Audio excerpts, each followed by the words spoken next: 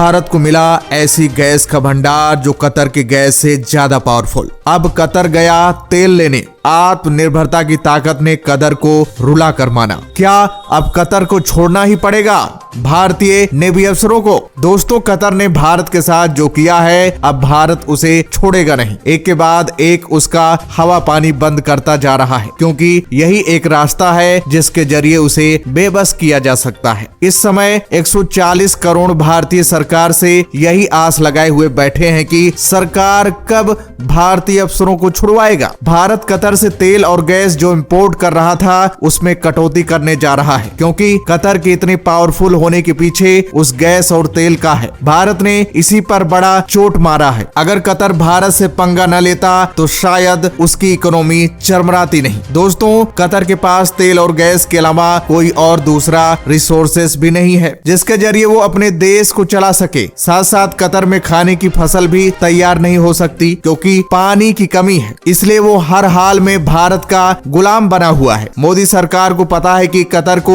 भारत के खिलाफ इतना बड़ा कदम उठाना महंगा पड़ेगा, और कतर कुछ मुस्लिम देशों के उकसाने पर ऐसा कर रहा है। ये मुस्लिम देश वो देश हैं जो भारत के कट्टर दुश्मन हैं। सबसे खुशी की बात तो ये है कि अरब देश भी मैदान में कूद पड़ा है। कतर पर लगातार दबाव बना रहा है, जिसका असर कतर पर दिख भी रहा है। वहीं अरब देश को भी डर लग रहा है कि कहीं भारत हमसे तेल भी खरीदना बंद कर दे। दरअसल दोस्तों, भारत अभी भी बड़े पैमाने पर अरब से क्रूड ऑयल खरीद रहा है, क्योंकि भारत की जो तेल डिमांड है बिना इंपोर्ट के पूरा नहीं हो सकती है। 85% हिस्सा इंपोर्ट ही करता है, क्योंकि अभी तक भारत के पास अल्टरनेटिव फ्यूल प्रोड्यूस करने की कोई एडवांस टेक्नोलॉजी मौजूद नहीं थी। लेकिन अब भारत ने टेक्नोलॉजी विकसित कर लिया है। कुछ ही सालों में ऑयल एंड गैस इंपोर्ट बंद हो जाएगा। दोस्तों, आगे वीडियो में जानेंगे कि भारत को कौन सी गैस मिली है और किस तरह कतर की गैस इंडस्ट्री को बर्बाद कर देगी, और 8 भारतीय नेवी अफसरों की रिहाई के लिए सरकार क्या कर रही है। वीडियो को ध्यान से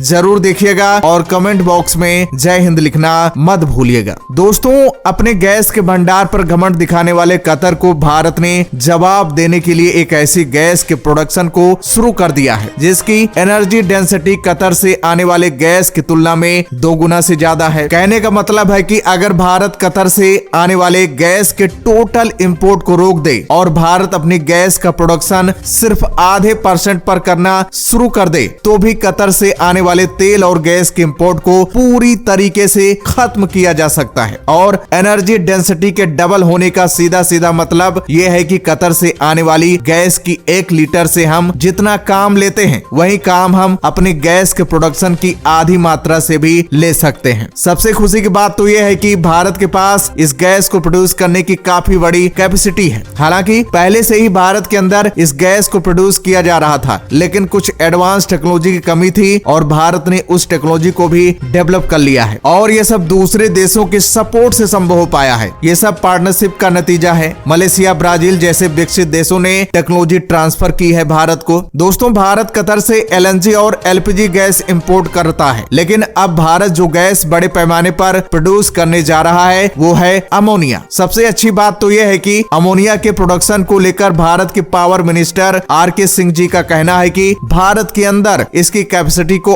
और ज्यादा बढ़ाया जा रहा है, और अब भारत में करीब 5 मिलियन टन इसके प्रोडक्शन कैपेसिटी को बढ़ाने का काम किया जा रहा है। और अभी हाल ही में मलेशिया की पेट्रोनॉस और सिंगापुर की GIC ने भारत में 5 million ton green ammonia produce करने के लिए साथ में पार्टनरशिप की है, ताकि भारत के अंदर सभी एडवांस और नए टेक्नोलॉजी का इस्तेमाल करते हुए अमोनिया का प्रोडक्शन बड़े पैमाने पर शुरू किया जा सके, साथ साथ कतर के घमंड को तोड़ा भी जा सके। अगर LPG की बात करें तो भारत अपनी जरूरतों का करीब 50% गैस अभी कतर से ही एक्सपोर्ट करता है, इसलिए कतर इतना तेवर दिखाता है। अगर बात करें LNG और अमोनिया में कौन बेहतर है, तो जाहिर सी बात है अमोनिया ज्यादा बेहतर है, क्योंकि अमोनिया कार्बन फ्री गैस है। इसके अलावा इसकी जो एनर्जी डेंसिटी है वो बहुत ज्यादा हाई है, या फिर कहें LNG के कंपैरिजन में डबल है। सबसे खास बात तो यह है कि इस गैस को स्टोर करने के लिए कुछ खास इक्विपमेंट की जरूरत नहीं पड़ती है, इजिली स्टोर किया जा सकता है। वहीं अगर बात करें भारत के अमोनिया प्रोडक्शन के बारे में,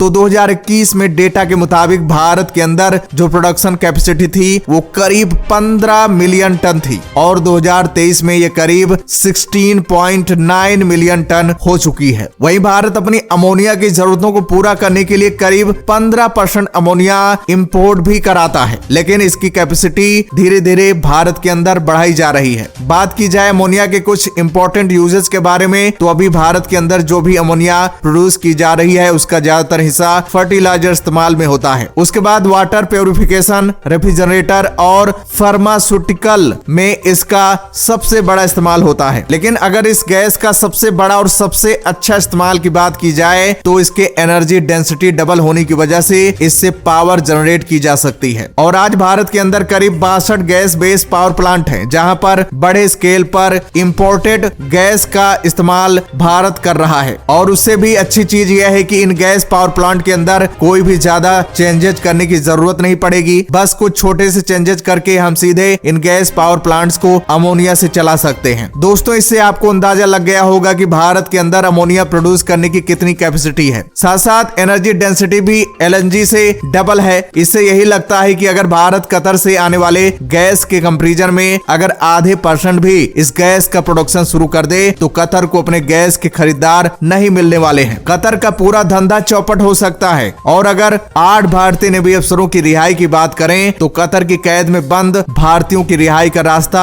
अगले महीने यूएई में होने वाली जलवायु परिवर्तन शिखर सम्मेलन बैठक में निकल सकता है। 1 या 2 दिसंबर को होने वाली इस बैठक के लिए प्रधानमंत्री नरेंद्र मोदी और कतर के बक अमीर तमीम बिन अहमद अल थानी के बीच मुलाकात मुमकिन है। इस मुलाकात से उन 8 पूर्व भारतीय नौसैनिक अधिकारियों के परिवारों में उम्मीद की किरण जगी है। फिलहाल दोस्तों, इसके बारे में आप क्या क्या कहना है कमेंट्स करके जरूर बताइएगा। तो दोस्तों, जय हिंद, जय भारत।